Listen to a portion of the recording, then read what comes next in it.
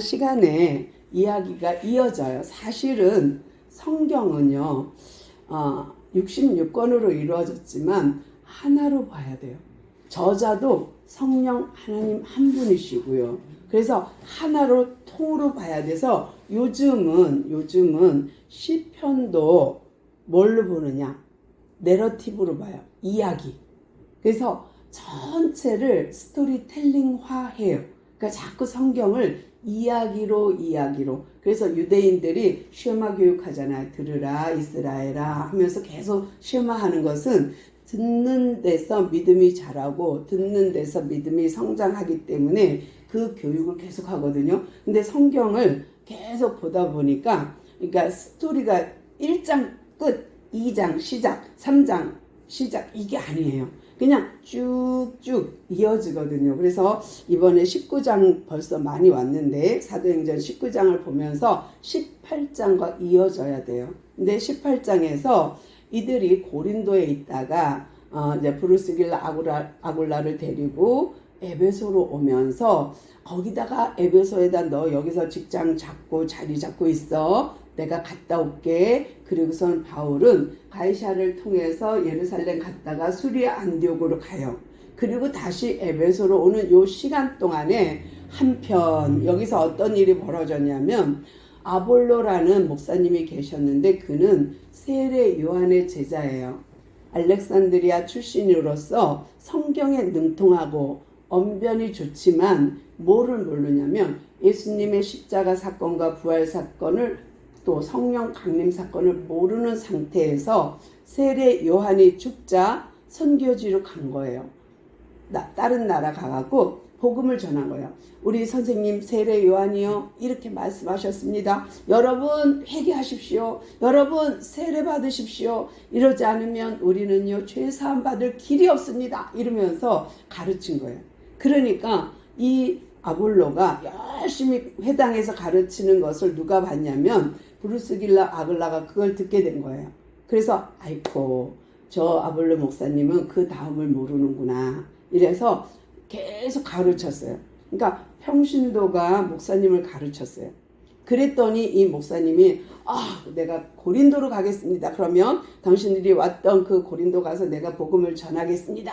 하고 갈 때에 아볼로와 브루스길라가 아굴라와 뭐를 줬냐면 편지를 써줬어요. 고린도 성도들에게 지금 아볼로 목사님이 가니까 너희들이 좀 영접해줬으면 좋겠다. 그리고 이분을 잘 돌봐줬으면 좋겠다 하고 편지를 썼어요. 그러니까 이 아볼로 목사님이 가서 목회를 열심히 잘했어요. 그러던 중에 이제 오늘 본문이에요. 1절 보니까 아볼로가 어디 있어요? 고린도에 있을 때에. 그래서 지금 고린도에서 목회를 하고 있어요. 그 사이에 바울이 삥 돌아서 선교 보고를 끝내고 에베소로 왔어요. 와 봤더니 어머나 그 윗지방으로부터 이렇게 서서히 복음을 전하다 보니 누구를 만났냐면 어떤 제자를 만나게 됐어요. 어떤 제자일까요? 이거는 아볼로의 제자들이에요. 근데 아볼로가 양육을 잘 해놨어. 정말 언변이 좋고 성경에 능통하니까 정말 예수님 제자처럼 12명의 제자를 얼마나 잘 양육해놨는지 몰라. 근데 그분들을 만난 거예요. 바울이. 그래서 바울이 선교보고를 마치고 수리아 안디옥에서 돌아와서 에베소로 와갖고 그 어떤 제자 12명을 만났는데 그 어떤 제자는 누구냐? 아볼로의 제자들이었어요. 그러니까 이들이 알고 있는 거는 성령 세례는 몰라. 뭐만 알아? 세례 요한의 가르침밖에는 몰라. 그러니까 스승이 가르쳐준 거, 스승이 아는 만큼만 배운 거예요. 그런데 아볼로는 세례 요한의 제자였다면 바울은 부활의 주님이 직접 가르쳤어요. 그러니까 스승이 달라. 그러니까 아볼로는 세례 요한의 제자고 바울은 부활하신 주님의 제자예요. 그러니까 이게 차원이 다르니까 이분들한테 내가 복음을 전해야겠다라고 생각하고 바울이 뭐라 그러냐면 그들을 만나서 여러분이 믿고 있는데 지금 세례 요한의 메시지를 잘 따르고 있는데 정말 믿을 때 성령을 받았습니까? 하고 질문했어요. 성령을, 하나님의 영, 거룩한 영, 히브리어로는 루하흐죠. 그러나 이제 신약 헬라어로는 푸뉴마예요. 깨끗하다, 거룩하다 이런 뜻도 있어요. 근데 하나님의 영, 거룩한 영이 있느냐, 너희들 성령을 받았느냐, 하나님의 영을 받았느냐. 그러니까 이 아볼로의 제자들은 아니요, 우리는 성령이 계심도 몰라요 라고 대답을 해요. 그러냐? 그러면 너희들이 세례는 받았느냐? 네, 그럼요, 세례 받았지요. 어떤 세례 받았어? 무슨 세례 받았어? 네, 우리는 세례 요한의 물 세례를 받았습니다. 그러니까 이제 물속에 쑥 집어넣으면 침례, 물을 이렇게 발라주면, 뿌려주면 뭐예요? 그거는 그냥 우리가 세례 그러죠. 그러니까 침례냐 세례냐 차이 없어요. 형식의 차이지 뜻의 차이는 없어요. 그런데 우리는요, 세례 요한의 세례는 받았지요. 아, 그건 알고 있습니다. 그랬더니 아니, 그건 말고 다른 세례는 못 받았냐? 못 받았습니다. 그러니까 아이고, 이들이 알고 있는 거는 아볼로가 아는 만큼밖에 모르는구나. 그러니까 이들에게 내가 아는 걸 가르쳐 줘야지 하고서는 성령에 대해서 말했어요. 근데 이 성령 루하흐 또는 퓨뉴마인 이 성령 하나님을 그들에게 말해주기 시작했어요. 이 성령님은 우리 안에 모셔드리면, 내가 그분을 영접하면 우리는 하나님의 자녀가 됩니다. 근데 그 성령님이 우리 안에 와서 무슨 일을, 활동, 그러니까 성령 하나님 우리 안에서 어떤 사역을 하냐 하면 성경을 풀어줍니다. 그러니까 성경을 알게 해줍니다. 또 이 성령 하나님은 하나님의 영이기 때문에 하나님을 믿게 해줍니다. 또 이 성령 하나님은 예수를 알게 해줍니다. 또 이 성령 하나님은 우리를 인도하여 주고 가르쳐 주십니다. 또 이 성령 하나님은 우리 안에서 영접한 자는 하나님을 아버지로, 아빠 아버지로 모십니다. 또 이 성령 하나님은 우리를 거룩하게 하고 깨끗게 하고 우리의 삶을 하나님이 고쳐주십니다. 또 이 성령 하나님은 우리 안에서 내가 누구인지, 하나님의 자녀인지 아닌지를 알게 합니다. 이러면서 또 이 성령 하나님은 우리를 기독해 합니다. 기도할 수 있도록 합니다 하는 것을 가르쳐 줬어요. 그러니까 계속해서 성령에 관한 한 여러 가지가 있는데요. 제가 또 몇 개만 읽어볼게요. 로마서 8장 9절 너희가 만일 너희 속에 하나님의 영이 거하면 너희가 육신에 있지 아니하고 영에 있나니 누구든지 그리스도 영이 없으면 그리스도의 사람이 아니라. 또 고린도전서 3장 16절 볼게요. 너희는 너희가 하나님의 성전인 것과 하나님의 성령이 너희 안에 사는 것을 알지 못하느냐. 또 고린도전서뿐만 아니라 또 보면은요, 성령이 아니고서는 예수를 주라 할 수 없고 성령이 아니고서는 우리가 거듭날 수 없고 라고 말하고 있어요. 그러니까 정말 성령으로 우리는 거듭날 뿐만 아니라 우리를 기독케 하고 거룩하게 하고 우리를 세우고 교회를 부흥케 하고 교회를 세워가며 또 그 하나님은 우리를 권면하여 주시고 또 그 하나님은 우리를 택하셔서 정말 감동도 주시고 감화도 주시고 또 복음을 전파하는데 성령 하나님은 우리의 소욕, 우리의 욕심 이런 것들을 다 정하게 깨끗하게 해서 함께 할 수 있도록 육신의 정욕과 싸우게 해주는 역할도 합니다. 그래서 성령이 우리 안에서는 여러 가지 역할을 하는데 그런 모든 것을 가르쳐 줬어요. 그러면서 여러분은 세례 요한한테 배운 거는 요거는 말 안 했을 거예요. 왜냐하면 세례 요한은 예수님을 세례 주고 나서 그냥 잡혀가갖고 죽었거든요. 그러니까 예수님의 공생의 3년 귀신 내어 쫓고 병 고치고 오병이어를 행하고 또 십자가에 죽고 3일 만에 부활하고 그 다음에 다시 승천하신 후에 성령 하나님을 보내시는 성령 강림 사건에 대해서는 여러분 모르시죠. 그러니까 내가 그 부분은 가르쳐 주겠습니다. 그래서 이 오순절 마가의 다락방에 오신 그 성령이 하시는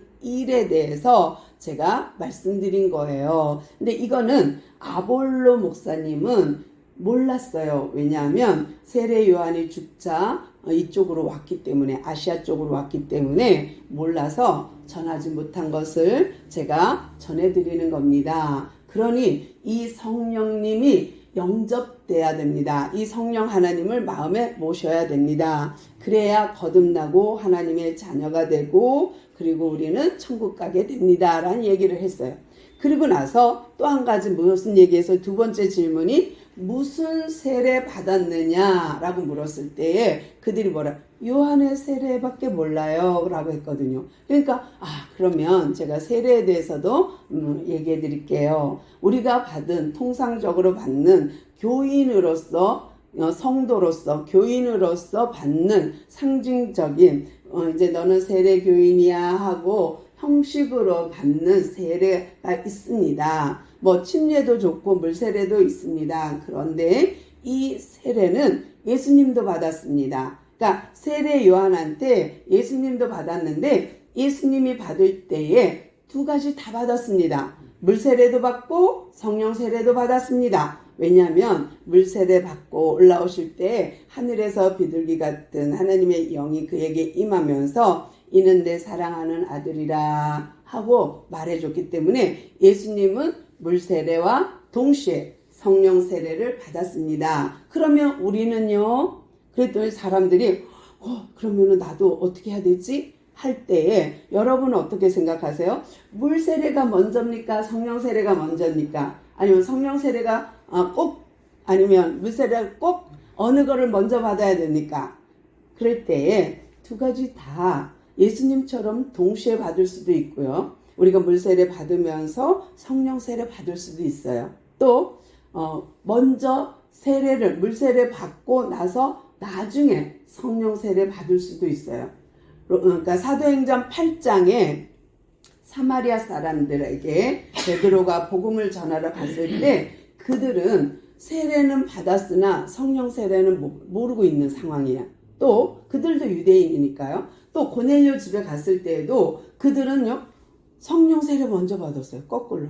그러니까 사마리아인들은 그들은 이미 유대인이기 때문에 세례는 할례는 받고 세례는 받았어요. 그러나 성령 세례는 경험 못했기 때문에 베드로가 거기 가서 복음을 전하니 병이 낫고 고침을 받고 했거든요. 고넬료 집은 거꾸로 그가 말씀을 먼저 베드로가 전했더니 그곳에 성령이 임하고 나서 그들이 세례를 받았어요.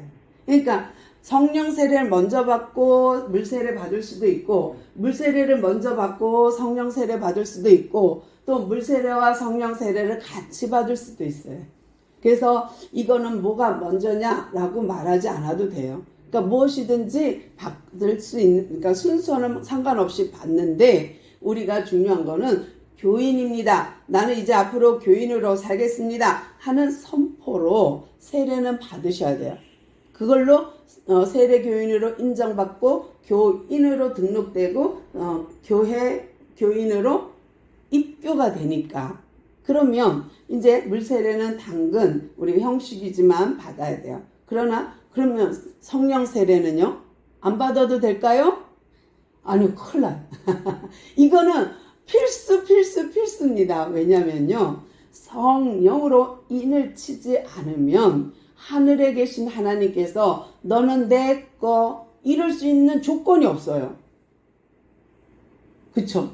그러니까 성령이 하나님의 영이 우리 안에 있으므로 너는 내 거, 내 자녀, 너는 내 거 이게 되거든요. 근데 성령의 인침이 없으면 어떻게 해? 큰일 나죠. 그래서 우리는 물 세례와 성령 세례를 다 받아야 됩니다. 그런데 4절 보니까요. 바울이 그들에게 설득하는 방법이 또 하나가 뭐냐면 설교예요. 누구의 설교? 세례 요한의 이야기를 하는 거예요. 여러분 그렇게 세례와 또 성령에 대해서 말씀드렸지요. 그런데 세례 요한은요, 또 이렇게도 설교했습니다 하면서 4절 보니까 그가 요한이 회개의 세례를 베풀면서 그가 백성들에게 어떻게 설교했냐면 내 뒤에 오시는 이를 믿으라 라고 설교하셨습니다. 근데 이분이 누구냐 하면은 예수님이십니다 하면서 세례 요한의 설교를 인용해서 그들을 가르쳐요.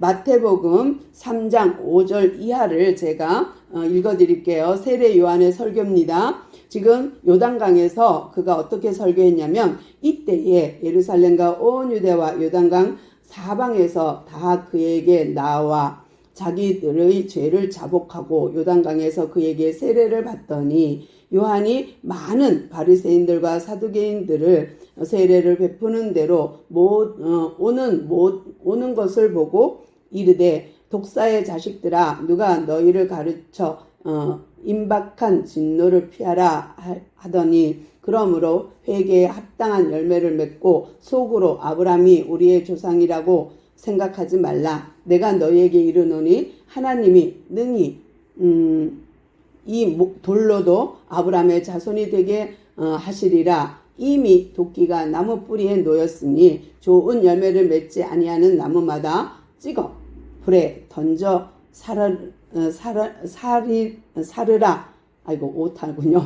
너희로 회개하게 하기 위하여 물로 세례를 베풀거니와 내 뒤에 오시는 이는 나보다 능력이 많으시니 나는 그의 신을 들기도 감당치 못하겠노라. 그는 성령과 불로 너희에게 세례를 베푸실 것이요 하고 설교했어요. 그러니까 이 마태복음을 인용해 가면서 사도 바울이 이들에게 아볼로 제자들에게 설명한 거예요.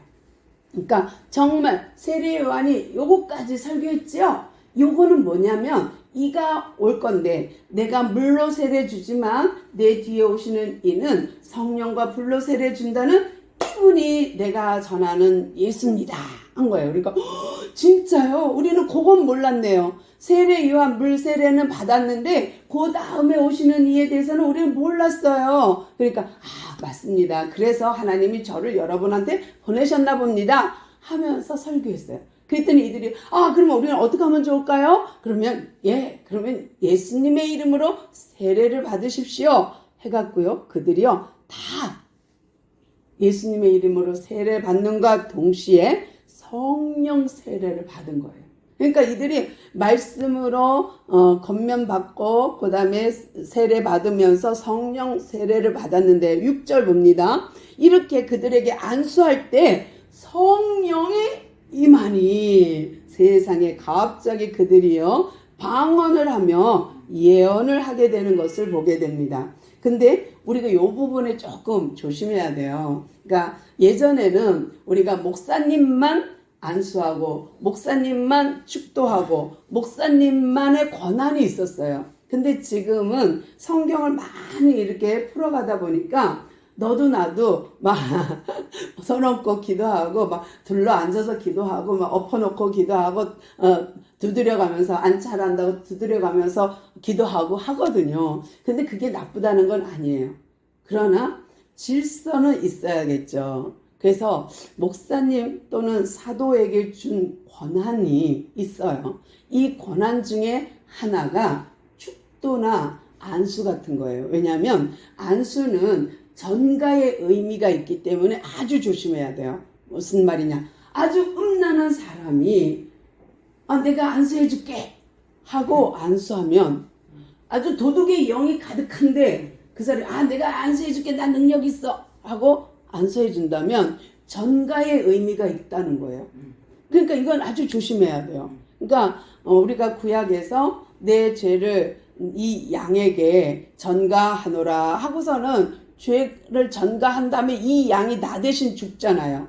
그런 것처럼 이 안수에는 전가의 의미가 있기 때문에 조심해야 할 건 조심하고 우리가 받을 건 받고 거둘 건 거두되 또 아닌 건 아닌 걸로 해야 합니다. 이 바울이요 이들에게 성령에 대해서 또 성령 세례에 대해서 그 다음에 안수를 하는 거를 이 단계를 거치면서 그들에게 그리스도인의 삶, 그리스도인의 성장을 가르치고 있는 거예요. 그러니까 말씀으로, 성령으로, 세례로, 안수로 하면서 단계별로 그들을 잘 가르쳤는데 그들에게 안수함으로, 예수님의 이름으로 안수하고 기도함으로 그들이 어떻게 해요? 방언도 하고 예언도 해요. 근데 방언은 우리가 알 수 없는 말, 이렇게 뜻 모르는 우리가 잘 몰라. 그러면서도 하는 경우가 있거든요. 또는 이 능력을 주셔서 통변하는 사람도 있어요. 또 예언도 있어요. 근데 이 예언은 너 오늘 재수 없겠다. 오늘 차 타지 마. 이건 예언 아닙니다. 이거는요 귀신의 장난이에요. 이건 예언이 아니고 진짜 성경에서 말하는 예언, 세상에서 말하는 예언 말고 성경에서 말하는 예언은요 맡길 예, 말씀 언이에요. 그게 뭐냐면 말씀을 선포하는 것을 예언이라 그래요. 맡겨진 말씀을 선포하는 거. 그래서 제가 여러분한테 이렇게 설교하는 이 설교가 예언이에요. 예언. 진짜 예언. 그래서 맡겨진 말씀을 선포하는 거. 그래서 이들이요 방언도 하면서 예언도 하게 되니 모두 보니까 12명쯤 되더라 라는 거고요. 이 사람들은 아볼로의 제자들이었고 그들을 바울이 잘 양육한 겁니다. 그리고 나서 이제 바울이요. 그래요. 감사해요. 여러분 만나서 너무 좋았어요. 그리고 이제 안식일이 되니까 또 바울은 잘 가는 게 회당이야. 유대인이니까. 근데 회당에 가서 또 막 3개월 동안 막 복음을 전하는 거예요. 여러분 율법으로는 안 됩니다. 복음을 믿고 예수를 믿고 영접하십시오. 그래야 천국 갑니다. 막 계속 선포하니까 사람들이 기분이 나빴어요. 아니 3달 동안 내내 예수에 관하여 예수에 대하여만 얘기하고 하나님의 나라에 대해서 얘기하는 거예요. 그러니까 이제 조금 바울이 메시지가 전환되고 있어요. 지금 아볼로 제자들에게 메시지를 전할 때와 고린도나 갈라디아 빌립보에서 전할 때와는 달라지고 있다는 거예요. 이제 1차, 2차를 거쳐 3차에 오니까 달라지고 있는 게 하나 보이는데 뭐냐면 하나님의 나라에 대한 강론이에요. 예전에는 예수가 그리스도에 대한 강론이었다면 이제는 하나님의 나라에 대한 강론을 하고 있어요. 그건 뭐냐면 나라는 요소가 있죠. 땅, 영토, 국민, 그 다음에 주권이 있어야 돼요. 요 3요소가 딱 맞아떨어지면 나라가 됩니다. 근데 지금 무엇을 말하고 있냐면 바울이요. 하나님의 나라의 장소를 말하고 있는 거예요. 하나님의 나라의 백성을 말하고 있는 거예요. 하나님의 통치를 말하고 있는 거예요. 여러분이 마음대로 율법 지킨다고 고생하셨죠? 그러나 율법을 지켜도 그곳에 하나님의 통치가 없으면 아닙니다.